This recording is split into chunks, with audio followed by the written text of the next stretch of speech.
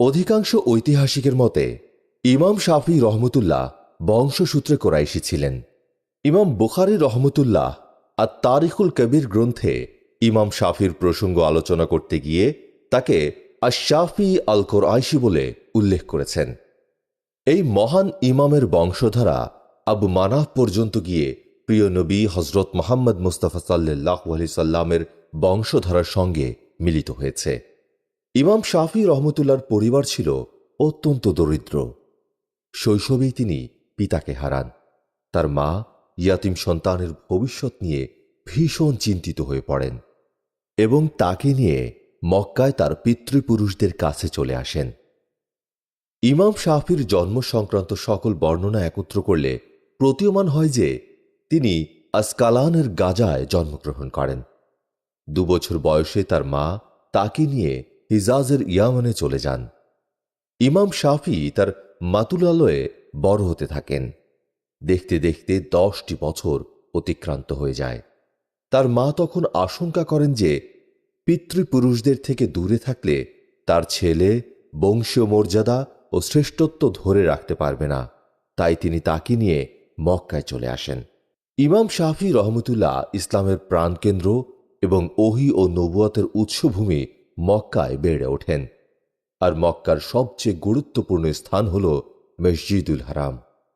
তৎকালে মসজিদুল হারামের প্রতিটি স্তম্ভ কেন্দ্র করে আলাদা আলাদা দারুসের মজলিস কায়েম হতো। আলেম, ফকিহ, মুহাদ্দিস, গবেষক এবং তর্কবাগীশগণ সে সকল দারুসে পাঠদান করতেন। তাদের দারুসে সব সময় ছাত্র, শ্রোতা ও জিজ্ঞাসুদের ভিড় লেগেই থাকত। এসব দেখে ইমাম শাফি রহমতুল্লাহর অন্তর্দৃষ্টি খুলে যায়। তিনি এই পরিবেশ দ্বারা ভীষণভাবে প্রভাবিত হন, নিজেকে তাদের মাঝে হারিয়ে ফেলেন এবং তাদের মতো হবার স্বপ্ন ও আশায় উজ্জীবিত হন।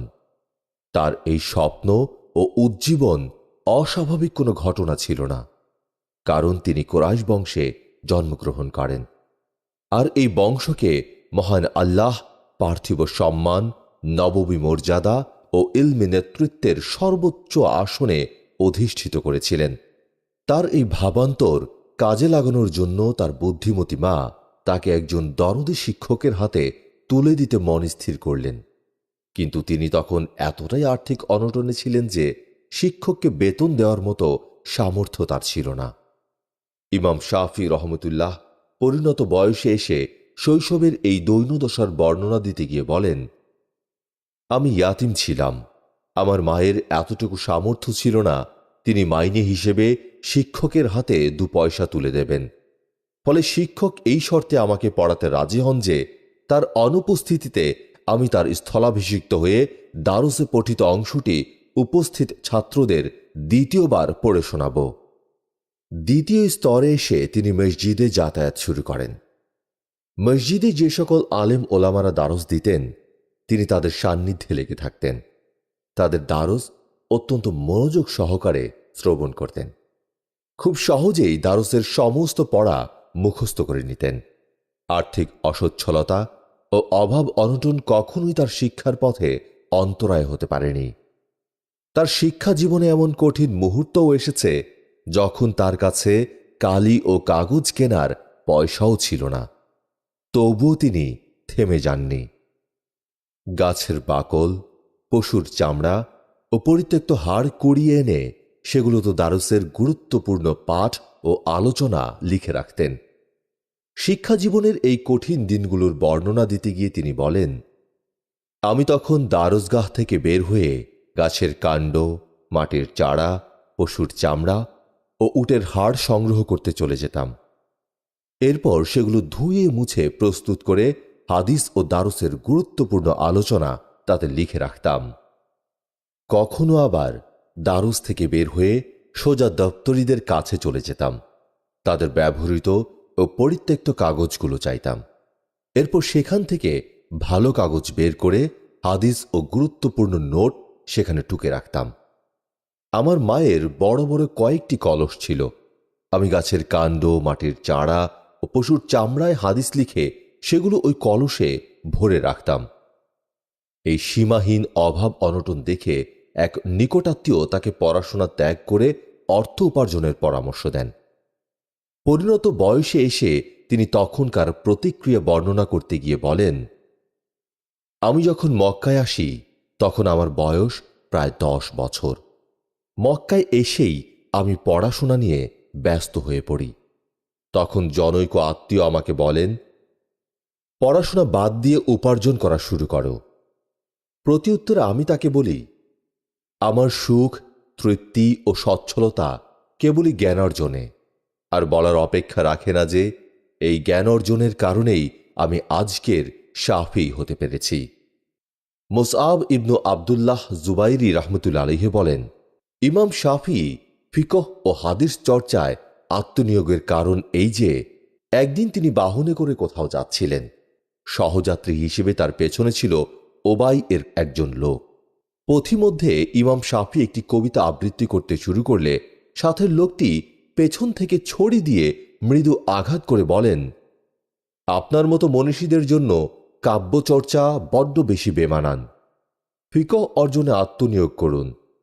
সহযাত্রীদের এই কথা তাকে ভীষণভাবে নাড়া দেয়।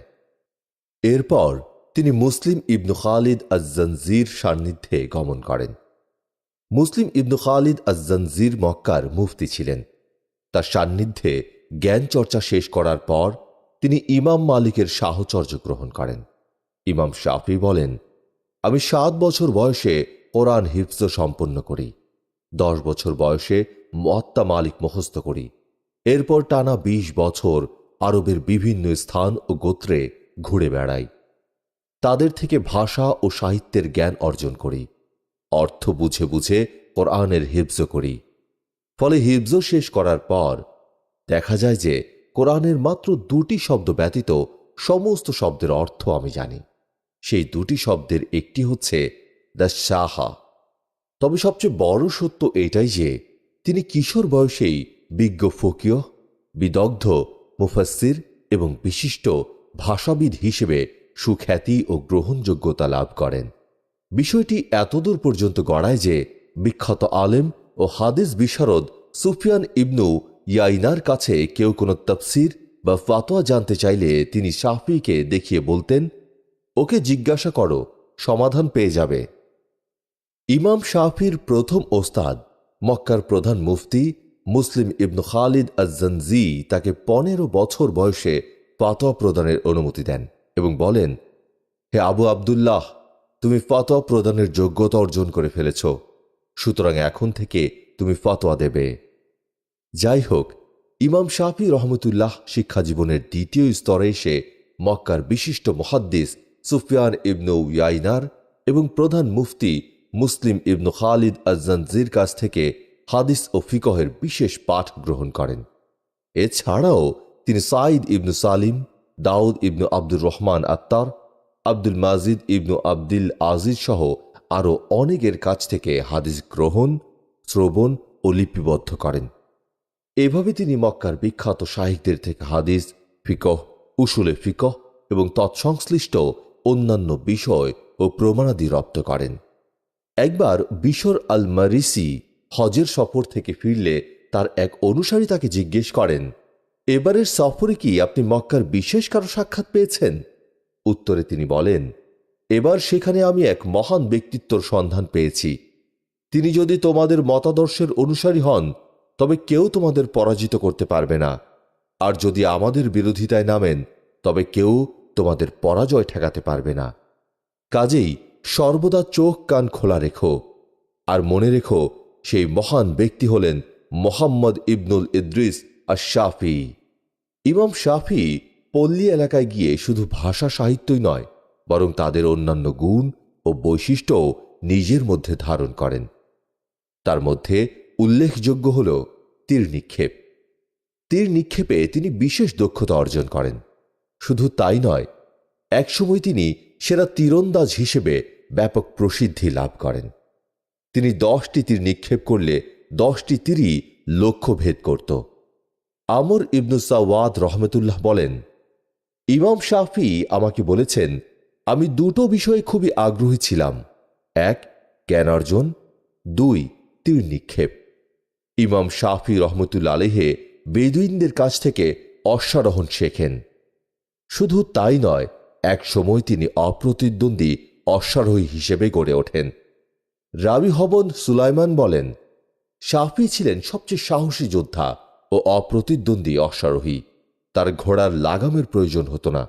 তিনি ঘোড়ায় চড়ে কান টেনে ধরতেন, অমনি ঘোড়া ক্ষিপ্র গতিতে ছুটে যেত। ইবনুস সালাহ বলেন, ইমাম শাফি রহমতুল্লাহ ছিলেন লম্বা গড়নের। গাল ও চোয়াল দুটো বেশ সুডৌল ও মসৃণ। মুখমণ্ডল ঈষৎ শুকনো ধরনের। ঘাড়, বাহু ও হাত পায়ের হাড় কিছুটা লম্বা। গায়ের রং তাম্রবর্ণ। দাড়িগুলো বেশ ঘন। সব সময় মেহেদি দিয়ে দাড়ি রাঙিয়ে রাখতেন। তিনি ছিলেন সুমিষ্ট কণ্ঠ ও প্রখর মেধার অধিকারী। তার চেহারায় থাকত লাবণ্য ও গাম্ভীর্য। সবসময় বিশুদ্ধ ভাষা ও মার্জিত ভঙ্গিতে কথা বলতেন। নাকের ডগা ছিল যথেষ্ট লম্বা, তাই জিহ্বা বের করলে অনেক সময় নাকের ডগায় লেগে যেত। ঘন ঘন অসুখ বিসুখ হতো তার। নাকের ডগায় গুটি বসন্তের দাগ ছিল।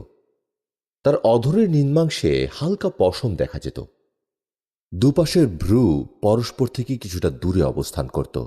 দাঁতগুলো ফাঁকা ফাঁকা ছিল। ইউনুস ইবনু আব্দুল আলা বলেন, ইমাম শাফি মাঝারি গড়নের ছিলেন। তার ললাট শুভ্র এবং চামড়া মসৃণ ছিল।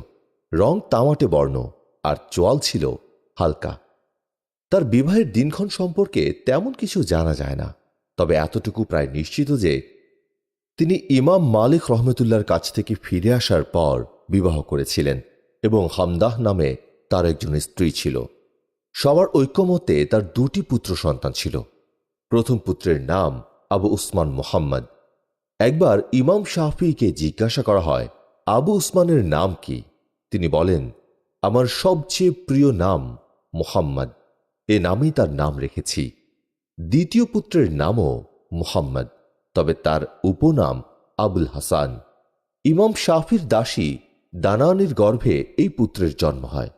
দুই পুত্র ছাড়াও তার এক কন্যা ছিল বলে জানা যায়। তার নাম জায়নাব। ইমাম শাফির ভাতিজা মোহাম্মদ ইবনু আবদুল্লাহ ইবনু মোহাম্মদ ইবনি আব্বাস ইবনু ওসমান ইবনি শাফির সাথে তার বিবাহ হয়। তার গর্ভে এক পুত্র সন্তান জন্মলাভ করে। তার নাম আহমদ ইবনু মোহাম্মদ ইবনি আবদুল্লাহ, তবে তিনি ইবনু বিনতিস শাফি নামে অধিক পরিচিতি লাভ করেন। ইমাম শাফি রহমতুল্লাহ প্রায় সকল ইলমের রাজ্যে চষে বেরিয়েছেন। মসজিদুল হারামের শায়খ ও মক্কার প্রধান মুফতি মুসলিম ইবনু খালিদ আজ-জানজির কাছ থেকে ফিকহের জ্ঞান অর্জন করেন। মক্কার শ্রেষ্ঠ মুহাদ্দিস সুফিয়ান ইবনে ইয়াইনা সহ আরও অনেকের কাছ থেকে হাদিসের পাঠ গ্রহণ এবং হাদিস বর্ণনা করেন। সেখানে নিয়মিত দারস ও ফতোয়া প্রদান করতে থাকেন। শৈশবেই তিনি মর্যাদা ও শ্রেষ্ঠত্বের শীর্ষ চূড়ায় উন্নীত হন। এই পর্যায়ে এসে তার সামনে মাত্র দুটি পথ খোলা থাকে। এক, তিনি অর্জিত জ্ঞানের উপর পরিতুষ্ট থাকবেন এবং নিজেকে মক্কার ইমাম হিসেবে প্রতিষ্ঠিত করবেন। দুই, মক্কার সীমানা অতিক্রম করে দুনিয়ার প্রত্যন্ত অঞ্চলসমূহ জ্ঞানের আলোয় উদ্ভাসিত করবেন। যুগের শ্রেষ্ঠ ইমাম দ্বিতীয় পথটি বেছে নেন। তিনি জ্ঞানের তৃষ্ণা নিবারণের জন্য মদিনা সফর করেন এবং দারুল হিজরার বিখ্যাত ইমাম মালিক রহমতুল্লাহর সাহচর্য গ্রহণ করেন। ইমাম নাওয়াই রহমতুল্লাহ আলাইহি বলেন, ইমাম শাফি রহমতুল্লাহ আলাইহি ফিকহ অর্জনে মনোনিবেশ করার পর মুসলিম ইবনে খালিদ আজ-জানজি এবং মক্কার অন্যান্য ইমামের শরণাপন্ন হন। এরপর তিনি মদিনায় ইমাম মালিকের সান্নিধ্যে গমন করেন। তৎকালে মদিনা ছিল ইসলামী জ্ঞান ও সভ্যতার চর্চা কেন্দ্র, কারণ নবীজি সাল্লাল্লাহু আলাইহি সাল্লাম হুনাইন যুদ্ধ থেকে ফিরে আসার পর মদিনায় 12,000 সাহাবী রেখে দুনিয়া থেকে বিদায় নেন। তাদের মধ্য থেকে 10,000 সাহাবী দীর্ঘকাল পর্যন্ত মদিনাতেই বসবাস করেন। নবীজির রেখে যাওয়া শিক্ষা ও আদর্শ প্রচার করে বেড়ান মানুষের মাঝে। এরপর মদিনাতেই নবী করিম সাল্লাল্লাহু আলাইহি সাল্লাম শেষ নিঃশ্বাস ত্যাগ করেন। নবীজির ওফাতের পর 2,000 সাহাবী ইলম প্রসারের লক্ষ্যে বিভিন্ন অঞ্চলে ছড়িয়ে পড়েন। এসব কারণে মদিনাবাসী নবী করিম সাল্লাল্লাহু আলাইহি সাল্লামের হাদিস, সুন্নাহ ও আমল সম্পর্কে সর্বাধিক জ্ঞাত ছিল।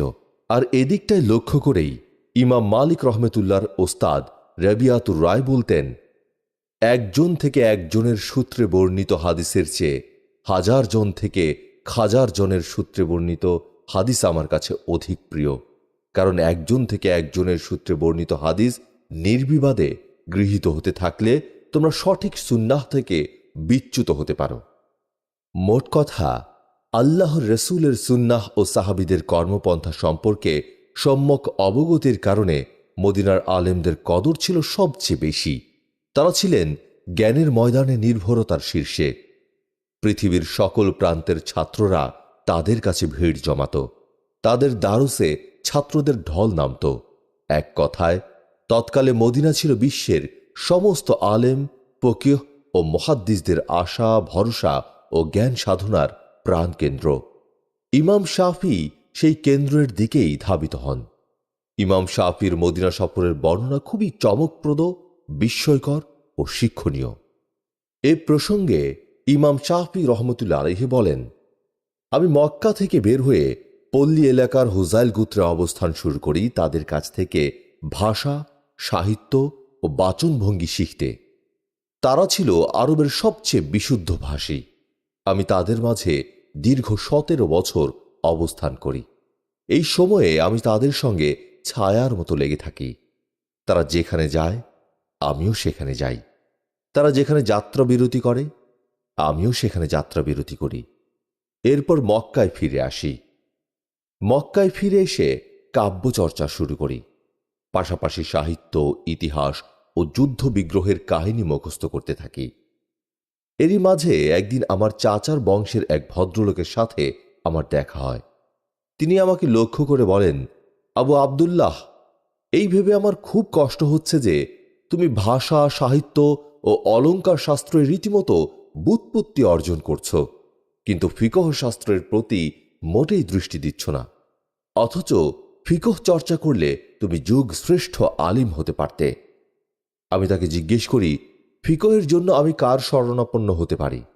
উত্তরে তিনি বলেন, মালিক ইবনে আনাস। তার এই উপদেশ এবং ইমাম মালিকের নাম আমার হৃদয়ে গেঁথে যায়। সঙ্গে সঙ্গে আমি মুয়াত্তা মালিক সংগ্রহের জন্য অধীর হয়ে পড়ি। নিজের সংগ্রহ করার উপায় ও সামর্থ্য না থাকায় মক্কার এক ব্যক্তির কাছ থেকে ধার নিয়ে মুখস্থ করতে শুরু করি এবং এক পর্যায়ে সম্পূর্ণ মুয়াত্তা মালিক মুখস্থ করে ফেলি। এরপর আমি মক্কার গভর্নরের কাছে যাই। তাকে দিয়ে মদিনার গভর্নর ও ইমাম মালিক ইবনে আনাস বরাবর একটি পত্র লিখিয়ে নিই। এরপর ওই পত্র নিয়ে মদিনার গভর্নরের কাছে যাই। গভর্নর পত্রটি পাঠ করে বলেন, প্রিয় বৎস, ইমাম মালিক ইবনে আনাসের দুয়ারে যাওয়ার চেয়ে মদিনা থেকে সুদূর মক্কা খালি পায়ে সফর করা আমার জন্য অধিক সহজ। আমি তার দরজার সামনে দাঁড়িয়ে নিজেকে অপদস্থ করতে চাই না। আমি তাকে উৎসাহিত করার লক্ষ্যে বলি, আল্লাহ সুবহানাহু ওয়া তাআলা আপনার মঙ্গল করুন। জনাব, আপনি মদিনার মাননীয় গভর্নর। আপনাকে দেখে তিনি সানন্দে স্বাগত জানাবেন, অপমান করবেন না।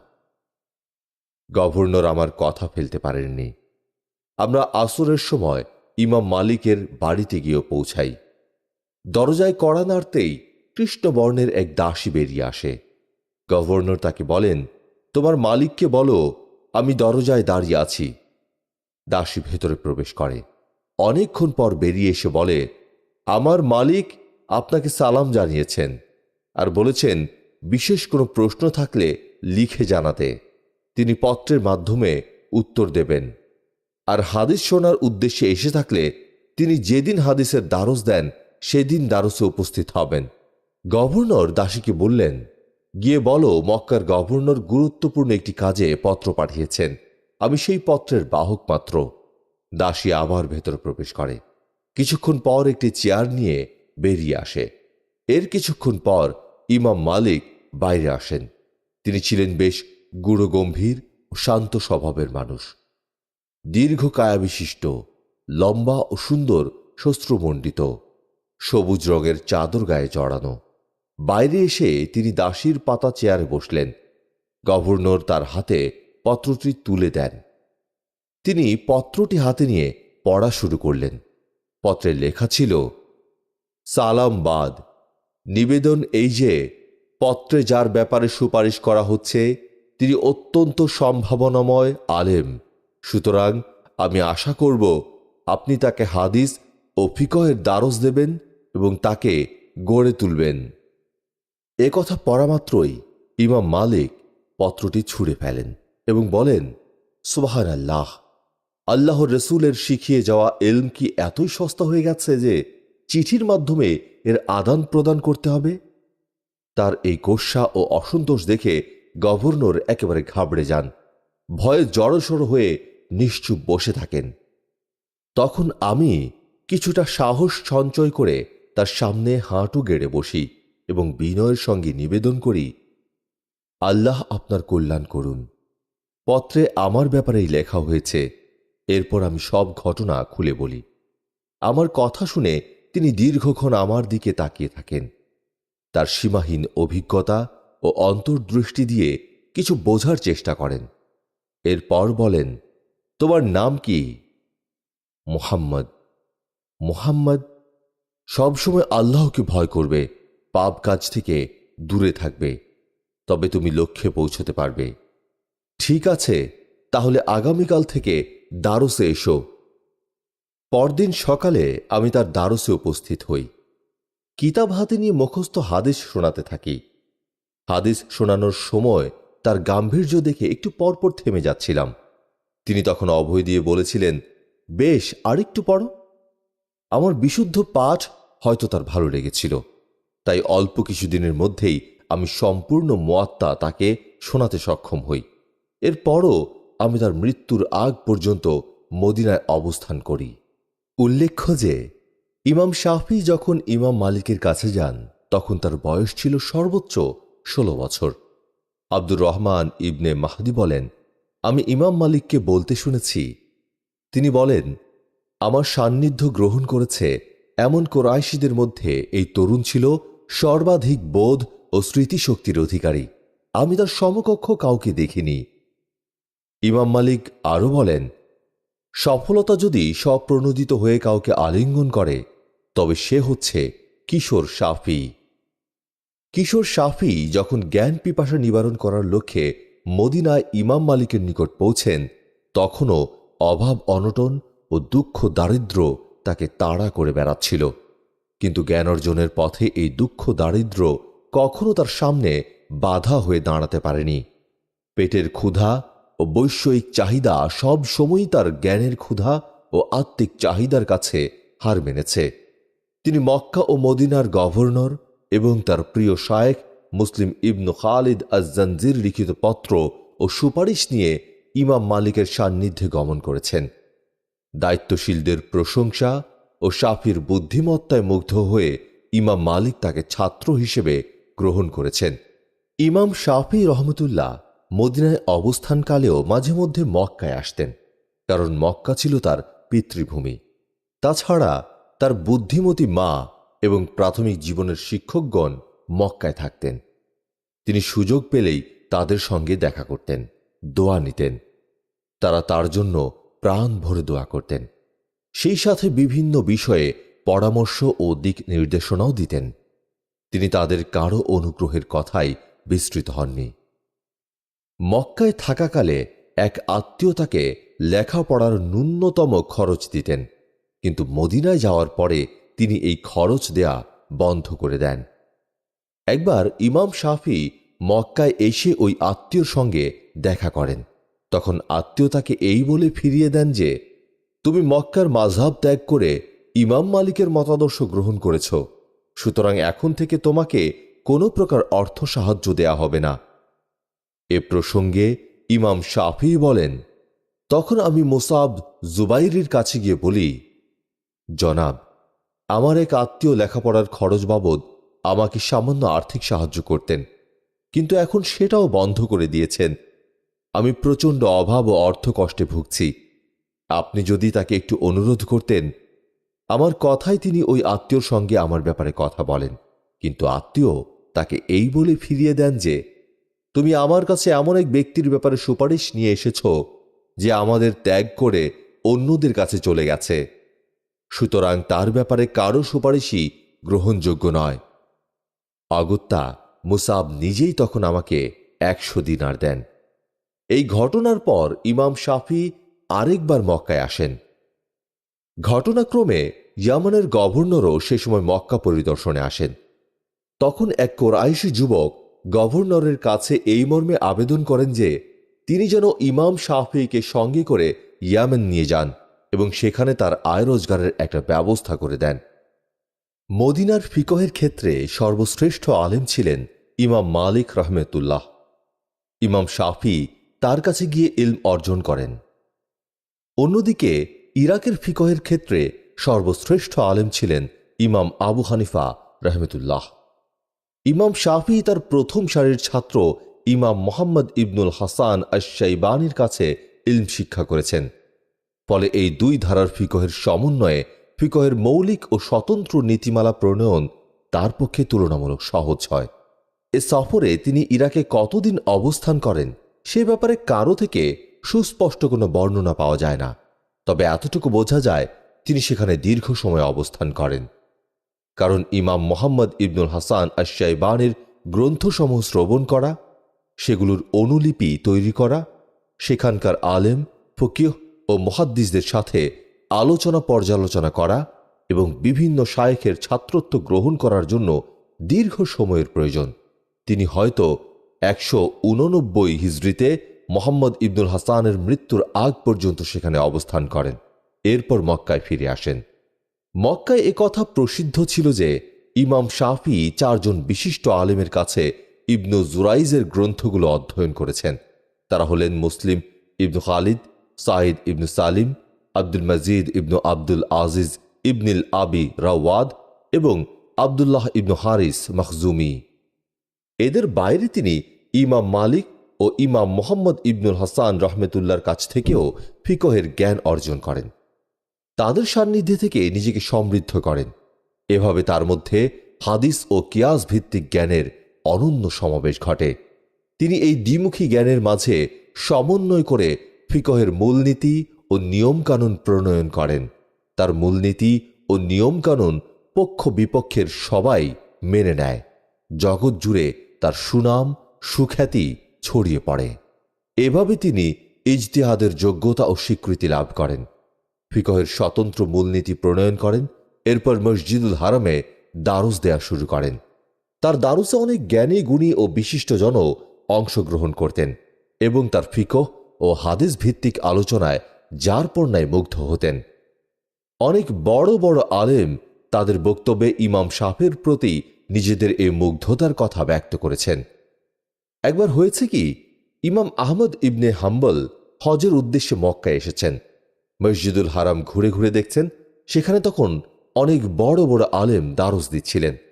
সবাই নিজ নিজ জ্ঞানে বিশিষ্টতা ও বিশেষজ্ঞতার স্বাক্ষর রাখছিলেন। কিন্তু এ সত্ত্বেও ইমাম আহমদের দৃষ্টি শুধু সাফির দারুসে আটকে যাচ্ছিল। লোকমুখে শুনে মানুষপটে তার যে জলছবি ভেসে উঠেছিল, স্বচক্ষে দেখে তার চেয়েও তাকে অনেক বড় ও মহান মনে হচ্ছিল। তিনি একটি দারুসের সামান্য ঝলক দেখেই আবিষ্কার করে ফেলেছিলেন যে ইমাম শাফি কোরআন ও সুন্নাহ বিষয়ে একজন বিশেষজ্ঞ ও মহাজ্ঞানী। তাই তিনি অন্যদের দারস বাদ দিয়ে শাফির দারসে বসে পড়েন এবং তার কাছ থেকে ফিকহ বিষয়ে এমন কিছু মূলনীতি শোনেন যা আগে কারো কাছ থেকে শোনেননি। মসজিদুল হারামে যতগুলো দারসের মজলিস বসত, সেগুলোর মধ্যে ইমাম শাফির মজলিস ছিল সবচেয়ে বড় ও প্রাণবন্ত। তার দারসে বিভিন্ন বিষয়ে আলোচনা পর্যালোচনা হতো। কখনো কখনো কেবল একটি আয়াতের তাফসীর বা একটি হাদিসের ব্যাখ্যা জানার জন্য মানুষ দূর দূরান্ত থেকে তার কাছে ছুটে আসত। তিনি তাদের সন্তোষজনক ব্যাখ্যা দিতেন এবং পরবর্তী সময়ে তাদের আর কারো দ্বারস্থ হওয়ার প্রয়োজন হতো না। ইমাম শাফির দ্বারস্থ ছিল অত্যন্ত আকর্ষণীয়। তিনি প্রতিদিন কোরআন হাদিসের অভিনব ও চিত্তাকর্ষক ব্যাখ্যা বিশ্লেষণের ঝুলি নিয়ে দ্বারসে উপস্থিত হতেন। ফলে সবাই তার মর্যাদা ও পাণ্ডিত্যের স্বীকৃতি দিতে বাধ্য হন। শুধু তাই নয়, তৎকালীন বাগদাদে অন্যান্য শহরে আরও যারা দারস দিতেন তাদের ছাত্র সংখ্যাও কমে যেতে শুরু করে। ধীরে ধীরে অনেকগুলো দারস বন্ধও হয়ে যায়। ইব্রাহিম হারবি বলেন, শাফি যখন বাগদাদে আগমন করেন তখন জামি গারবিতে প্রায় 20টি দারস অনুষ্ঠিত হতো, কিন্তু 7 দিনের ব্যবধানে সেখানে মাত্র 3-4টি দারস টিকে থাকে। ইমাম আহমদ ইবনে হাম্বল বলেন, আমাকে কোনো মাসালা জিজ্ঞেস করা হলে এবং সে ব্যাপারে আমি কোনো হাদিস খুঁজে না পেলে শাফির মতানুসারে ফতোয়া দেই, কেননা তিনি কোরআশী আলেম ছিলেন। ইমাম শাফির ছাত্র বুয়াইতি বলেন, ইরাকিদের প্রশংসার মধ্য দিয়েই মূলত আমরা ইমাম শাফির মর্যাদা ও শ্রেষ্ঠত্ব সম্পর্কে জানতে পারি। ইরাকিরা যে সকল গুণের মাধ্যমে তার পরিচয় দিতেন, আমরা সে সকল গুণ উল্লেখ করতেও অক্ষম। তিনি ছিলেন বিচক্ষণ আলেম, বিজ্ঞ ফকিহ, প্রাজ্ঞ মুহাদ্দিস, বিদগ্ধ সাহিত্যিক এবং অন্তর্দৃষ্টি সম্পন্ন দার্শনিক।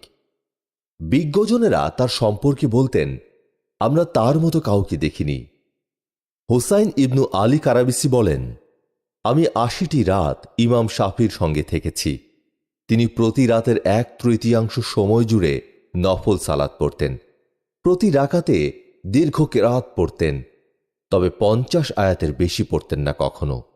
রহমত সংক্রান্ত আয়াত এলে তিনি নিজের জন্য এবং সমস্ত মুমিন বান্দার জন্য রহমতের দোয়া করতেন, আর আযাব সংক্রান্ত আয়াত এলে নিজের জন্য এবং সমস্ত মুমিন বান্দার জন্য নাজাতের দোয়া করতেন। রাবি ইবনু সুলাইমান বলেন, তিনি রাতকে 3 ভাগে ভাগ করতেন। প্রথম ভাগে লিখতেন, দ্বিতীয় ভাগে সালাত আদায় করতেন, আর তৃতীয় ভাগে ঘুমাতেন। তিনি রাতে কোরআন তেলাওয়াত করলে সালাতে দাঁড়িয়ে তেলাওয়াত করতেন। মুজানি বলেন, আমি কখনো রাতে শাফিঈকে সালাতের বাইরে তেলাওয়াত করতে দেখিনি। বদান্যতা ও মহানুভবতায় আরবরা অন্য সবার চেয়ে যথেষ্ট এগিয়ে। তাদের দৃষ্টিতে বদান্যতা হচ্ছে বংশীয় মর্যাদা ও আভিজাত্যের প্রতীক। এই দৃষ্টিভঙ্গির কারণেই আরবদের বেশ কয়েকজন দানবীর নিজেদের রীতিমতো প্রবাদ পুরুষের পর্যায়ে নিয়ে গেছেন। তাদের মধ্যে উল্লেখযোগ্য হলেন হাতিম তাই, কাব ইবনু মামাহ, আউস ইবনু হারিসাহ ও হারাম ইবনু সিনান। নবুয়ত প্রাপ্তির পর রাসূল পাক সাল্লাল্লাহু আলাইহি সাল্লাম তাদের এই দৃষ্টিভঙ্গিটা পাল্টে দেন। ফলে দেখা যায়, জাহেলি যুগে যারা নিছক আভিজাত্য ও অহংকার প্রদর্শনের জন্য দান করত, ইসলাম গ্রহণের পর তাঁরাই আল্লাহর সন্তুষ্টি লাভের আশায় দান করতে শুরু করে এবং আল্লাহর অনুগ্রহে তাদের দান জাহিলি যুগের বিখ্যাত দানবীরদেরও ছাড়িয়ে যায়। হুমাদি বলেন, ইমাম শাফি একবার ইয়ামান থেকে এলেন। তখন তার কাছে ছিল 1000 দিনার। তিনি মক্কার বাইরে তাঁবু গেড়ে দেন এবং কিছু সময়ের মধ্যেই সব দিনার দান করে দেন। হুমায়দি আরও বলেন, ইমাম শাফি 3000 দিনার নিয়ে আগমন করেন।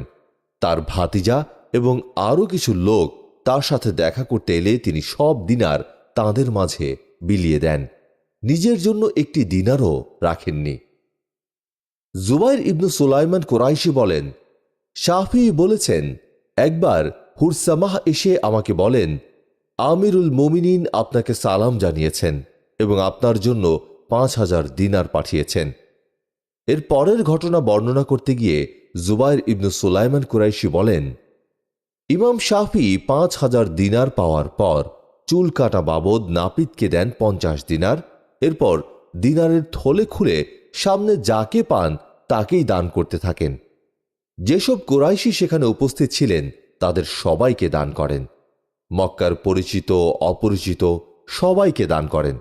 এরপর যখন তিনি বাড়ি ফেরেন, দেখা যায় তার কাছে আর 100 দিনারও অবশিষ্ট নেই। ইমাম শাফি ছিলেন অত্যন্ত বিচক্ষণ ও প্রজ্ঞাবান একজন মানুষ, ক্ষুরধার মেধার অধিকারী ও সংবেদনশীল, লক্ষ্য উদ্দেশ্যের ব্যাপারে দূরদর্শী ও অভিজ্ঞতা সম্পন্ন। প্রথম জীবনে ইয়াতিম ও দুস্থ অবস্থায় বেড়ে উঠলেও পরবর্তীকালে তিনি জ্বলে ওঠেন এবং সূর্য হয়ে আলো ছড়িয়ে দেন চারদিকে। কর্মজীবনের এক পর্যায়ে আসীন হন নেতৃত্বের আসনে। তখন খুব কাছ থেকে দেখেন কিভাবে ধনীর শ্রেণী দুর্বল শ্রেণীকে শোষণ করে। এই দর্শনের কারণে তাকে মারাত্মক পরীক্ষার সম্মুখীন হতে হয়। তবুও তিনি সত্য ও ন্যায়ের পথে অবিচল থাকেন। বিশ্বাসের আঘাতে প্রবল শক্তিধর বাতিলের ভিত গুড়িয়ে দেন, হকের দুর্বল অনুসারীদের মাঝে শক্তি সঞ্চার করেন। এ কারণে খলিফাদের তরবারি তার মাথার ওপর ঝলকে ওঠে। তিনি মুখোমুখি হন জীবনাবসানের। মহান আল্লাহ তাকে এই কঠিন মুহূর্তে রক্ষা করেন। দুঃসাহসিকতা, আকর্ষণীয় বাচনভঙ্গি ও বলিষ্ঠ যুক্তি প্রমাণের মাধ্যমে তিনি মৃত্যু মুখ থেকে ফিরে আসেন।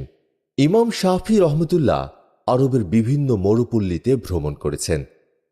সবচেয়ে স্পষ্ট ও বিশুদ্ধভাষী হুজাইল গোত্রে সুদীর্ঘ 14 বছর অবস্থান করেছেন। তাদের কবিতা, বাক্যরীতি ও বাচনভঙ্গি মুখস্থ করেছেন। এভাবে তিনি নিজেকে স্পষ্ট ও বিশুদ্ধ আরবি ভাষী হিসেবে গড়ে তুলেছেন। ফলে কোরআনের অর্থ, মর্ম ও উদ্দেশ্য অনুধাবন করা তার পক্ষে শুধু সহজই নয়, আনন্দদায়ক হয়ে ওঠে। একসময় তিনি এ শাস্ত্রের একজন প্রামাণ্য ব্যক্তিত্ব ও তথ্যসূত্রে পরিণত হন। তার তাফসির ও সামর্থ্যবোধকে শব্দপুঞ্জের সূক্ষ্মাতিসূক্ষ্ম পার্থক্য নিরূপণ দেখে মনে হয় কোরআন যেন তার চোখের সামনেই অবতীর্ণ হয়েছে। আরবি ভাষায় অভূতপূর্ব দক্ষতার কারণেই তিনি আল্লাহর কালাম অনন্য মাত্রায় উপলব্ধি করতে পারতেন। ইউনুস ইবনে আব্দুল আলা বলেন, আমি প্রথম দিকে তাফসির বিশারদদের মজলিসে বসতাম, তাদের সাথে বিতর্কে অংশ নিতাম। ইমাম শাফির তাফসির শুনে মনে হতো তিনি যেন কোরআন নাজিলের সময় উপস্থিত ছিলেন। এজন্যই হয়তো ইমাম শাফির হাদিসের শিক্ষক সুফিয়ান ইবনে ওয়াইনার কাছ থেকে তাফসির কিংবা ফতোয়া জানতে চাইলে তিনি শাফির দিকে ইঙ্গিত করে বলতেন, ওকে জিজ্ঞাসা করো। আবু হাসান আজ জিয়াদি বলেন, আমি এমন কাউকে দেখিনি যিনি কোরআনের উদ্দেশ্য উদ্ঘাটন ও তার পক্ষে আরবি ভাষা থেকে প্রামাণ্য দলিল উপস্থাপনে ইমাম শাফির চেয়ে বেশি দক্ষ ছিলেন।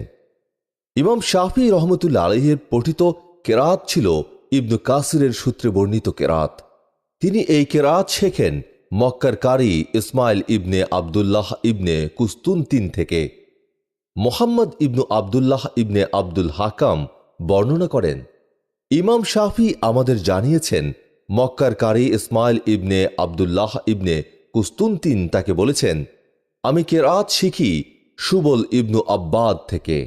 সুবল জানিয়েছেন তিনি শেখেন আবদুল্লাহ ইবনু কাসির থেকে। ইবনু কাসির বলেন তিনি শেখেন মুজাহিদ থেকে। মুজাহিদ বলেন তিনি শেখেন ইবনু আব্বাস থেকে। ইবনু আব্বাস বলেন তিনি শেখেন আনসারি সাহাবি ওবাই ইবনু কাব ইবনি কাউস থেকে। আর ওবাই ইবনু কাব শেখেন সরাসরি রসুল পাক সাল্লাল্লাহু আলাইহি সাল্লামের কাছ থেকে।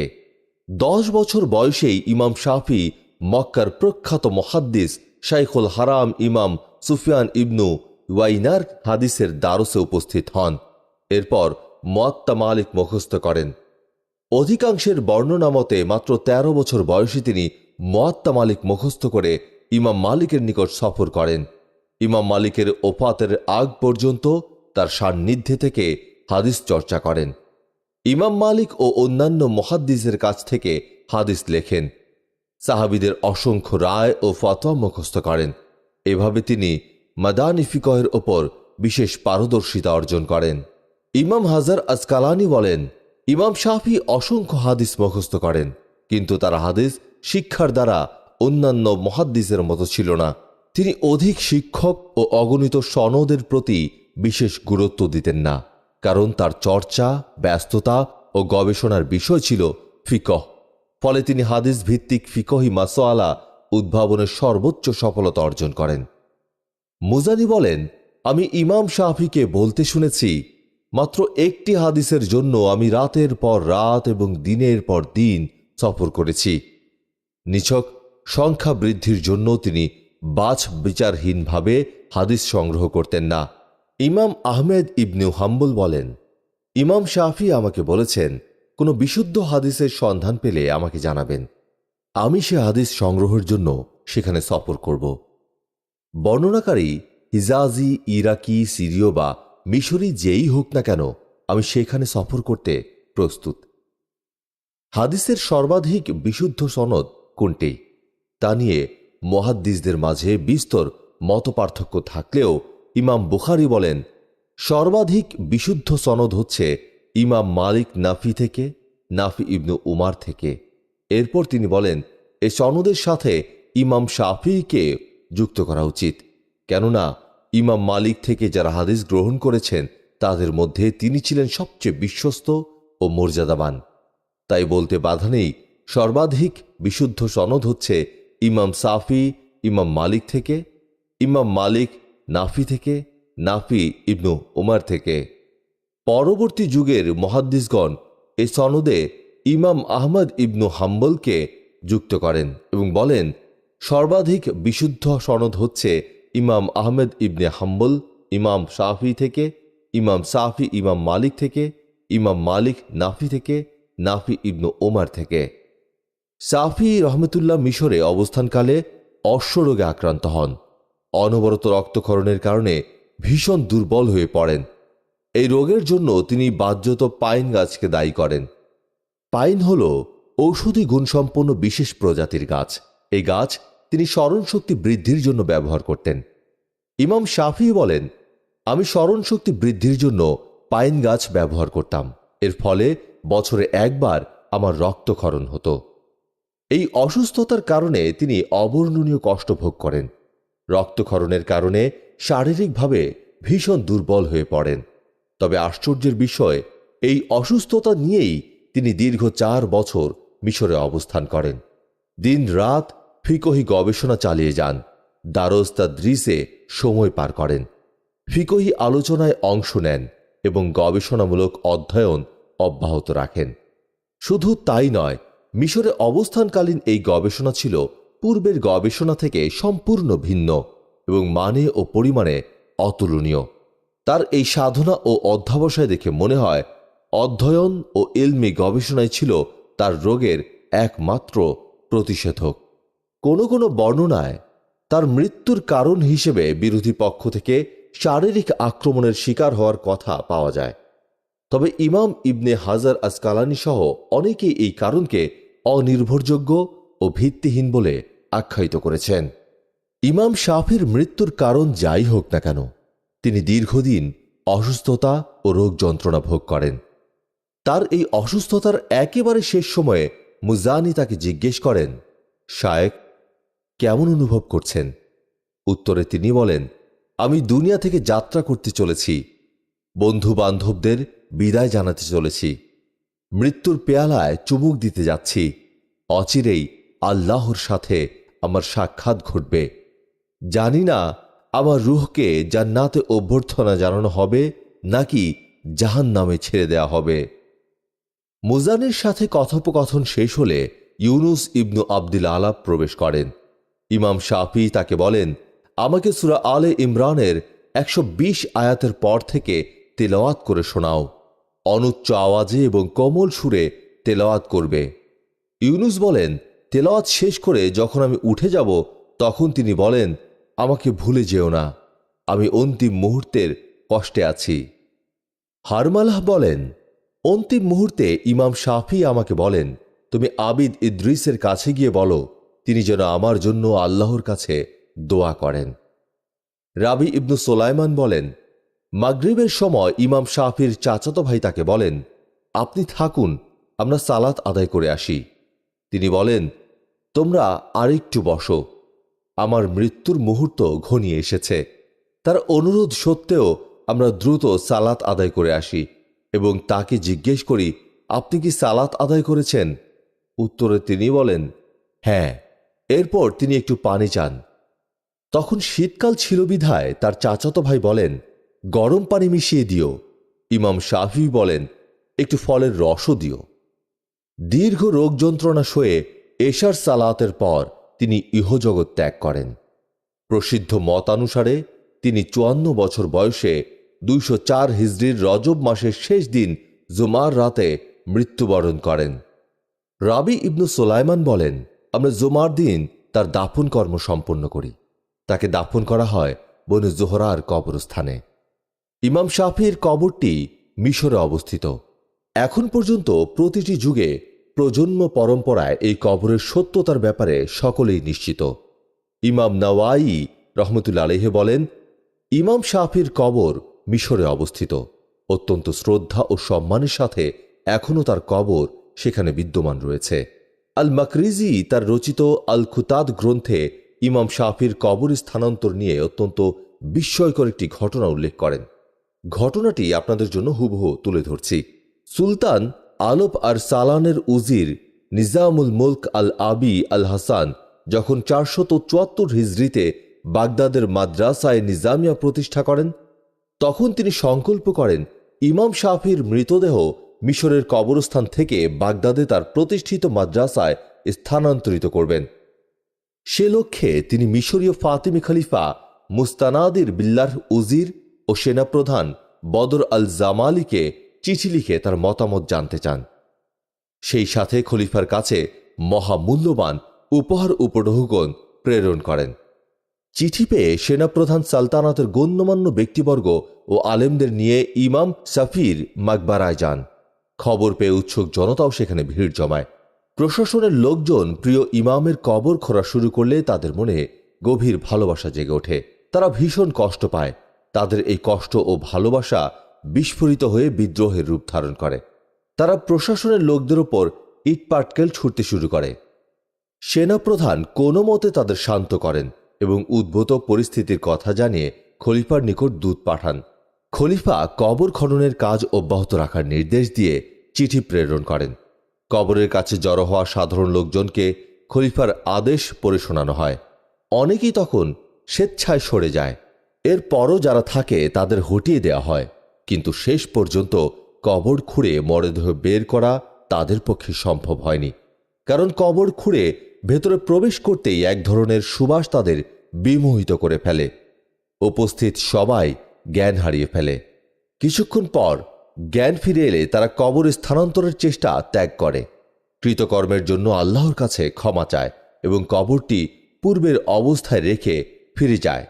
এই ঘটনার পর মানুষ দলে দলে ইমাম শাফির কবর জিয়ারত করার জন্য আসতে থাকে। টানা 40 দিন তার কবরের পাশে মানুষের ভিড় লেগে থাকে। সেনাপ্রধান সম্পূর্ণ পরিস্থিতির বিবরণ দিয়ে উপস্থিত নিজামুল মুলকের কাছে পত্র লেখেন। সেই সাথে বহু মূল্যবান হাদিয়া তোহফা প্রেরণ করেন। বাগদাদের মাদ্রাসায় নিজামিয়ার এই পত্র পৌঁছালে সবাইকে তা পড়ে শোনানো হয়। এই পত্র শোনার জন্য চারদিক থেকে বিভিন্ন শ্রেণী ও পেশার মানুষ বাগদাদে আসে। এই দিনটি বাগদাদবাসীদের জন্য চিরস্মরণীয় হয়ে আছে। ইমাম শাফি রহমতুল্লাহ আলাইহি আহলে সুন্নাহ ওয়াল জামাতের ইমাম, যিনি ছিলেন কোরআন ও সুন্নাহের একনিষ্ঠ অনুসারী। আকিদা, বিশ্বাস, আমল, আখলাক, ইবাদত, বন্দিগি সকল ক্ষেত্রে তিনি সব কিছুর ঊর্ধ্বে কোরআন ও সুন্নাহকে প্রাধান্য দিতেন এবং আঁকড়িয়ে ধরতেন। প্রিয় শ্রোতা, আসুন আমরা সকলেই আল্লাহর ইবাদতে মশগুল হই এবং আখিরাতের কল্যাণের জন্য কোরআন ও সুন্নাহকে আঁকড়িয়ে ধরি। আমিন।